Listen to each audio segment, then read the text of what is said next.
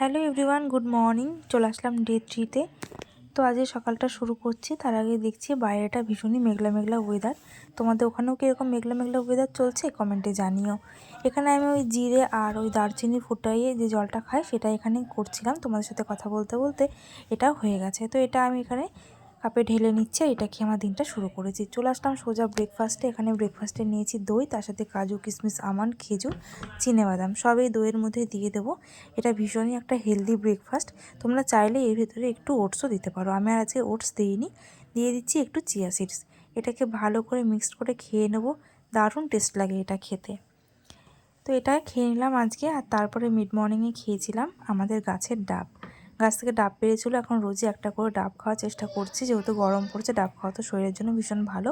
অনেকটাই জল হয়েছে, তো এই ডাবটা খেলাম। চলে আসলাম দুপুরের লাঞ্চে। লাঞ্চে ছিল আজকে ভাত, পটল ভাজা, আলু আর কলা ভাজা, তার সাথে ছিল কলাইয়ের ডাল আর আলু আর কাঁচকলার একটা সবজি।